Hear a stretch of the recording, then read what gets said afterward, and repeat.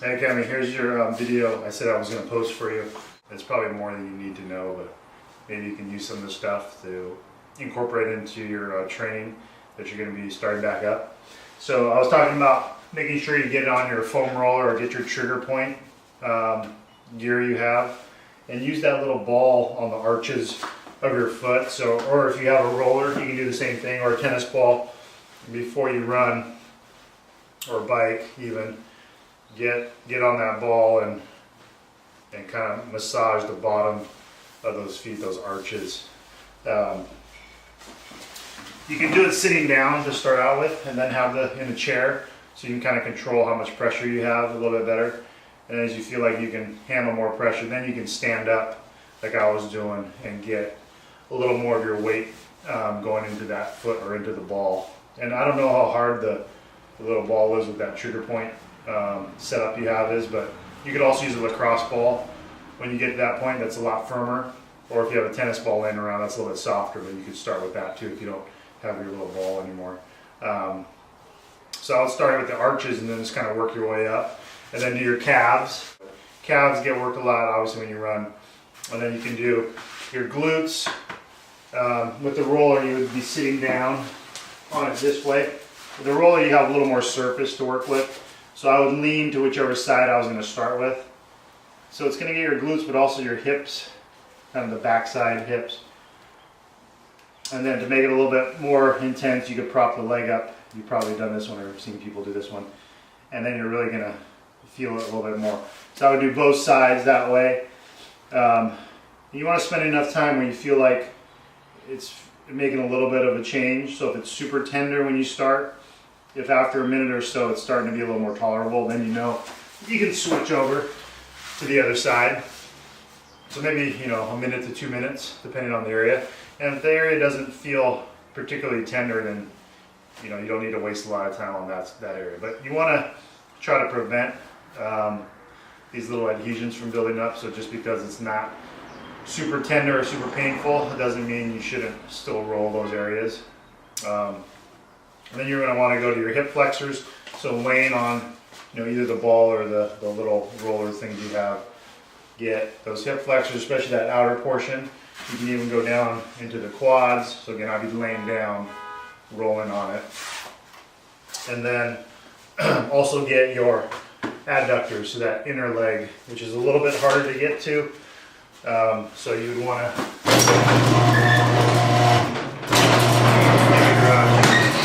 position that leg on it this way, in almost like a bent leg position.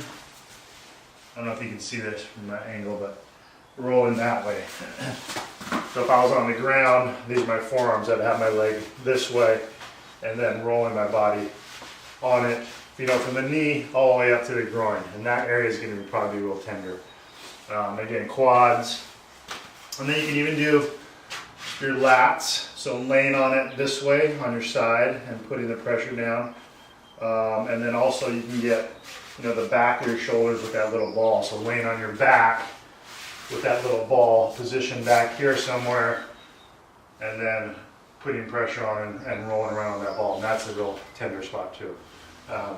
So those are some different areas that you can hit. Again, spending time on each one, but the areas that feel more tight or more tender, spend a little bit more time. And that's something you should do. Try to do daily, not just right before a workout.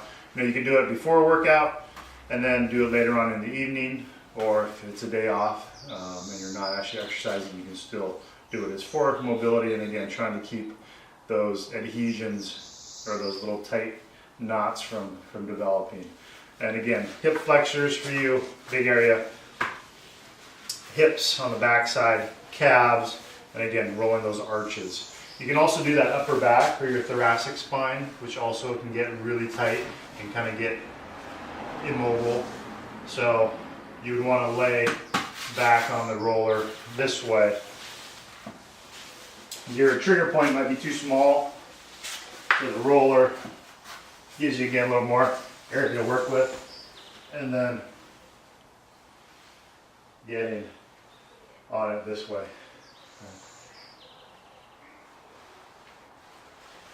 So that would be your thoracic spine. So that upper portion of your spine, which we want to actually be more mobile through, and then our lumbar spine, we want to create more stability through that through our core exercises.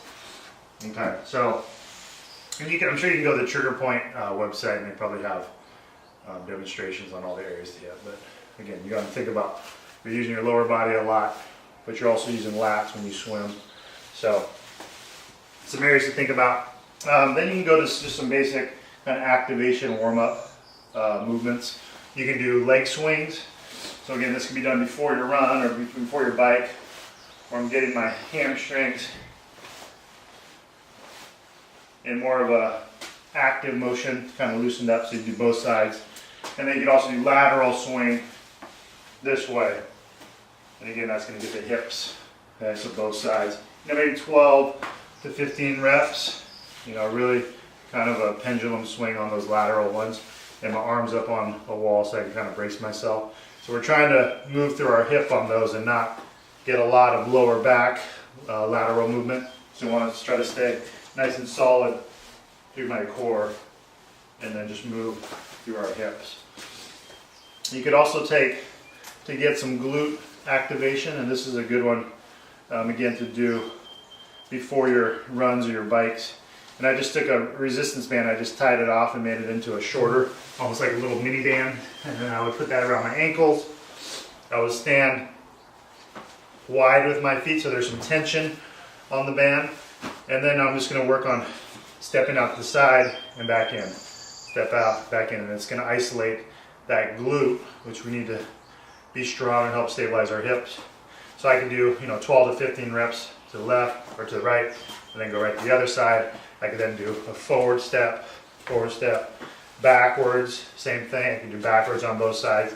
So you can kind of hit all three different motions. And you can get a band that has, some stiffness to it, so you actually have to work to move that leg out. So that would be abduction, moving your leg away from the midline of your body. So if I step out to the side, that would be an abduction.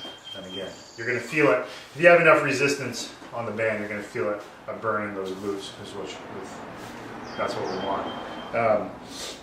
So that's another good kind of warm up or strengthening for the hips. Okay.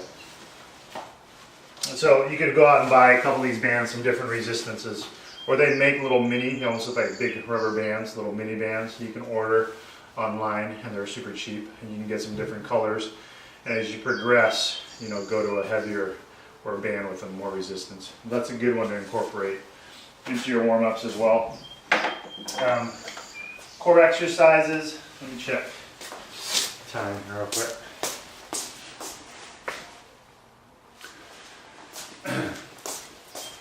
Okay, just real quick, the core exercises, I was saying doing a plank and a side plank. I would say just try to work up to 30 seconds on each one of those. Again, 2 or 3 times through, probably 3, maybe even 4 times through. If that becomes pretty easy, just hold in that side plank for 30 seconds or the front plank. And on that front plank, make sure you're not squeezing your hands together. So I'm on the ground here, shoulders right over the elbow, I'm pulling that navel in. If you get to the point where you're getting through 3 or 4 times through, holding for 30 seconds, then I would make it a little bit harder by propping my feet up. So you could take a little box and then elevating yourself, maybe even going into a straight arm position, doing something like this, where now my center of gravity is up higher. And I could even do side plank that way with my feet stacked up on a little box or a little stool. Okay. So that would be kind of your next progression. Then again, work up to where you're holding for 30 seconds, 3 or 4 times through. And then once you get to that point, we can add some arm movements or leg movements. Okay, but the main thing is just try to be consistent with those little core spine stabilization exercises. And I would just stick with those 2 for right now. If you want to add some other ones, we can add some other ones, but be consistent with those. Okay? The next segment's going to be more of your strength circuit using the TRX, and so I will send that one out.